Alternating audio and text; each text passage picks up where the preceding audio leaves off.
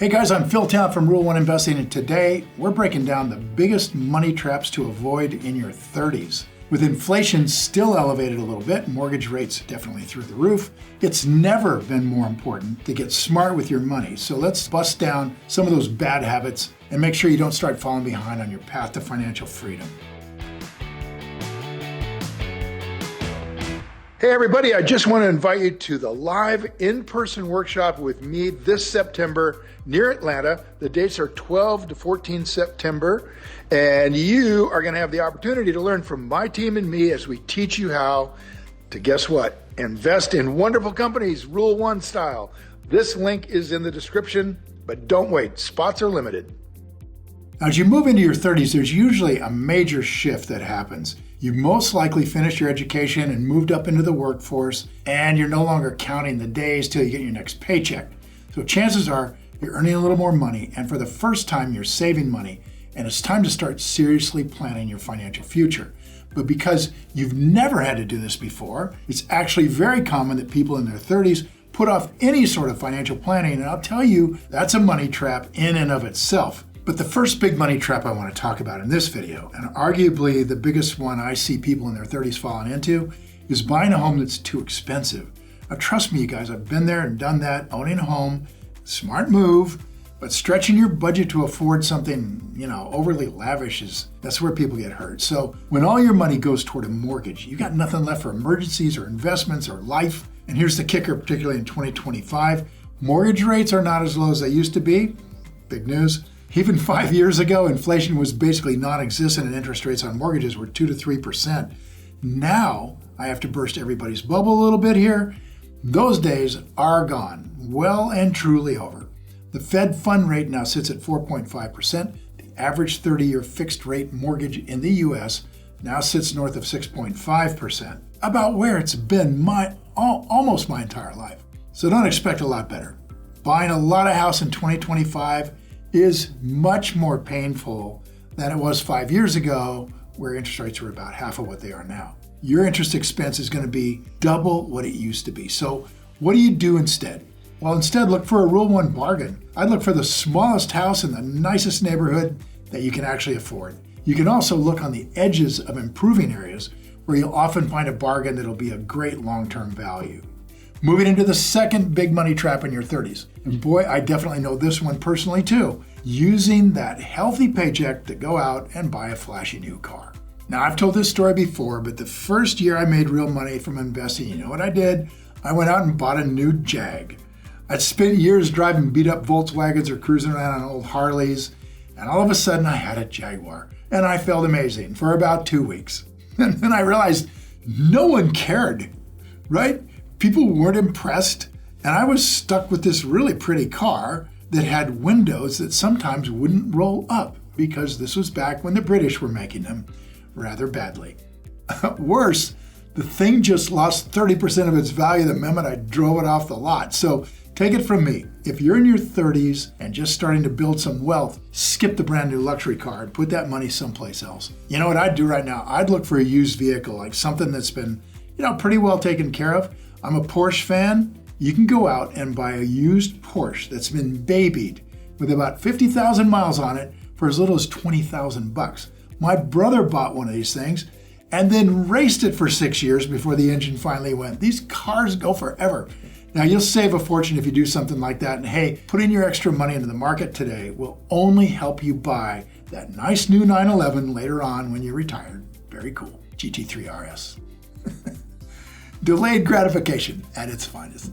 Now, all right, moving into that third big money trap I see those in their 30s running into a lot, and that is spending too much when going out. Don't go out, I guess. Maybe that's the rule. Nah, you're going to go out. Once your income goes up, it's tempting to start living it up, right?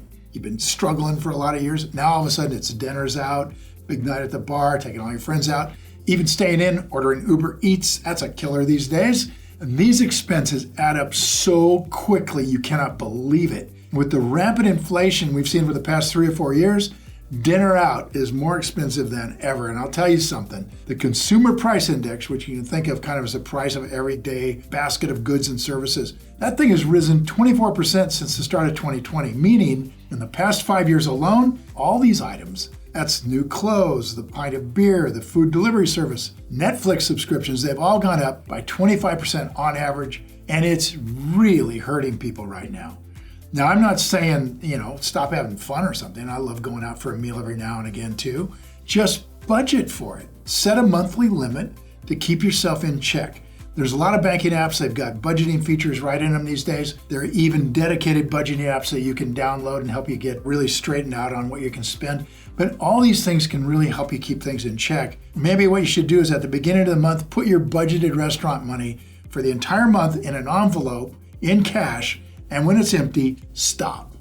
Okay, the next money trap that definitely gets a whole bunch of people in their 30s into trouble is over-reliance on credit cards. Don't get me wrong, credit cards are an extremely useful tool. In a lot of parts of the world, they don't use cash anymore. They're secure. They offer a lot of cashback bonuses, which is great. They allow you to earn great airline miles. There's a lot to like there, but the secret is you got to be somebody who can use them responsibly. And at the end of the day, the reason these credit card companies offer so many perks is because they've done their math, and the reality is there's more than enough suckers out there who keep getting trapped, paying exorbitant interest rates that keep these companies extremely profitable. Did you know the average credit card interest rate in America right now is 21.91%?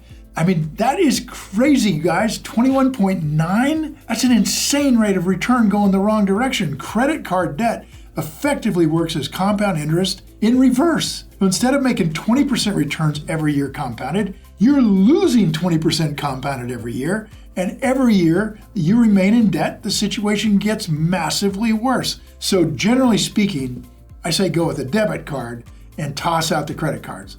But if you're going to use them, only do so if you're extremely vigilant and you can keep a very close eye on your money. Okay, now moving on to money trap number 5, and this is a big one.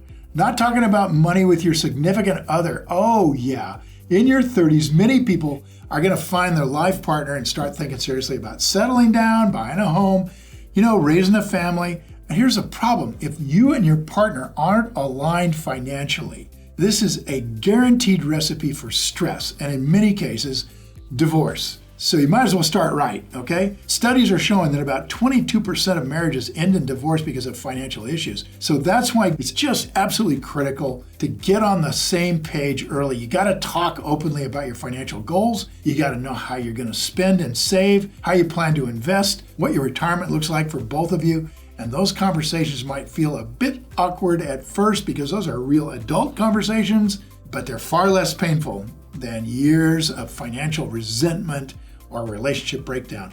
So transparency now builds trust later. Now moving on to our second to last money trip, particularly relevant to those in their 30s, it's overspending on weddings and children. Look, there's nothing wrong with wanting a really beautiful wedding or giving your kids the best start in life, but these moments can quickly spiral into financial black holes if you're not really careful. Weddings now cost tens of thousands of dollars easily, and raising a child comes with its own growing list of expenses that you won't believe until you start doing it. The trap here is thinking that just because these are important life events, they justify any cost. But I promise you, financial stress doesn't disappear after your honeymoon or when the baby arrives, believe me. In fact, it's usually when it ramps up. The smart move, you guys, if her parents are paying for it, get them to put the money on a down payment on a house instead. They'll usually love the idea. And if you're paying, set a realistic budget, stick to it, and remember, long-term security for your family is worth way more than a fancy venue or a $4,000 stroller, okay? No thanks, I'll pass on that one. And that brings us to the final and arguably the most damaging money trap in your 30s, not investing. This is really something. Now, I'll admit I'm a little biased here. I started investing when I was 32 and I was a millionaire by the time I was 37. The truth is, delaying your investing journey is one of the biggest mistakes you can make, and so many people do it. They make that mistake. They tell themselves they'll start once they're more stable, once they're ready. The reality is financial freedom isn't built overnight, and you're never going to be stable, and you're never going to be ready. It's built over decades, and the earlier you start, just bite the bullet. The more time you give compound interest to work its magic. And honestly, if I could go back and do it again, I would have started investing when I was in my 20s as a guide and I'd be significantly wealthier today if I had. So take it from me. Keep the belt tight. Pay yourself first. Put at least 10% of every paycheck straight into your investing portfolio and just force yourself to live on the rest. And you guys, here's the real key. Learn rule number 1, investing. It is the best investing strategy in the world. Learn how to find businesses you understand with strong moats, an exceptional management team, and then learn how to buy them at 50% on the dollar.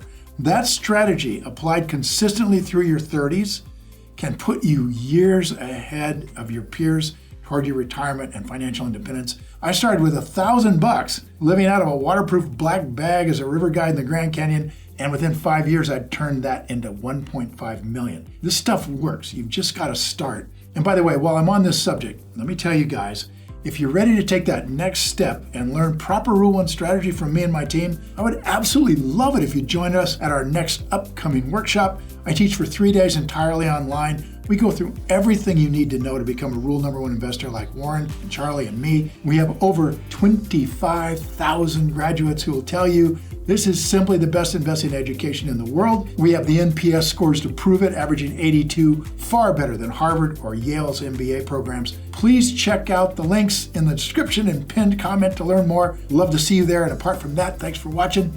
Now go play.